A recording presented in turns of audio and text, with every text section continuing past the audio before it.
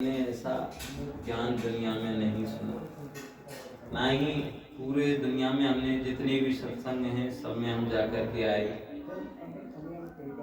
रामायण में 15 साल राम का पाठ किया, भागवत, रामायण ये सब पढ़ते थे हम। लेकिन जब रामायण में भी जो चौपाई लिखा हुआ है, चौपाई का नाम है, तो चौपाई में लिखा है कि शिव द्रोही मम भगत कहावा सो नर मोय सपने नहीं भावा। तो रामायण में भी परमात्मा शिव बाबा को याद किसने किया? राम जी ने, भगवान राम। तो इसीलिए हम जब भक्ति में सभी को सुनते आए, अलग निरंजन आपे आप, ना कोई भैया ना कोई बा, लाल छत के नीचे बैठा जाने कौन मदारी, तरह तरह के खेल रचावे नाचे दुनिया सारी। ये सब ऊपर वाले के ऊपर, जितने भी धर्मों की आत्माओं ने सब ने ऊपर उंगली कर रखी। साईं बाबा ने कभी ये नहीं कहा कि मैं भगवान, उसने कहा सबका मालिक एक है। तो कहने का मतलब जब हम उससे कनेक्शन करते हैं तो हमें हर तरह से सुख ही सुख मिलता है। कोई भी कार्य हो, हम तो ये समझते हैं कि जब से हम बाबा के बच्चे बने 2012 से, तब से और आज तक कोई भी चीज की महसूस नहीं होने दी बाबा ने। कोई भी चीज, हर तरह से कोई भी समस्या आई, समस्या तो आएंगी, सुख दुख का दोनों का जोड़ा है। लेकिन अगर बाबा को याद करते हैं तो सुख ही सुख मिलता है। जैसे एक भाई ने कहा कि सत्संग में जाने से हमें क्या मिलता है, सत्संग में जाने से हमें क्या मिलेगा, क्यों जाए हम सत्संग?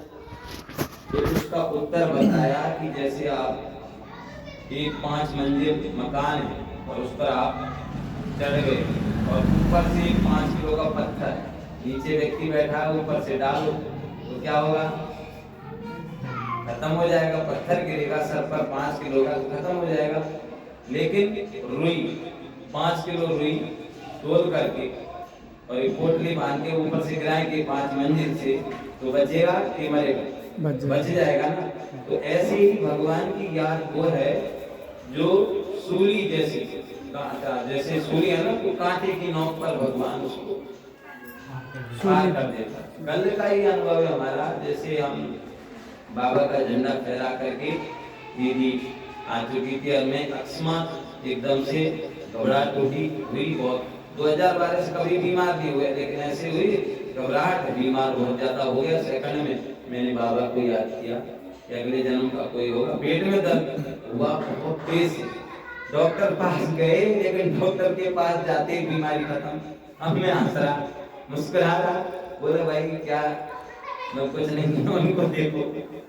हमारी जो सास है ना, वो साथ में गई थी, मैं उनको देख लो मम्मी जी को, मैं तो बिल्कुल ठीक हूँ, आप तो बीमार थे, मैं नहीं। 2 गोली दी थी, देखो अभी भी यही जेब में रखी, बिल्कुल सही। बाबा ने तुरंत ही सही कर दिया। कोई कर्म हमारा ऐसा होता है जो बाबा की याद से वो सब छुट्टू हो जाता है। इसीलिए मैं तो आप सभी से यही प्रार्थना करना चाहता हूँ कि भगवान को, हम जिस भगवान को, जिस परमात्मा को ढूंढ रहे थे मंदिरों में, चर्च में, गुरुद्वारे में, जिस भी नाम से पुकार रहे थे, वही परमात्मा सृष्टि पर आया हुआ है और भगवान अपना कार्य करके जाने वाला है।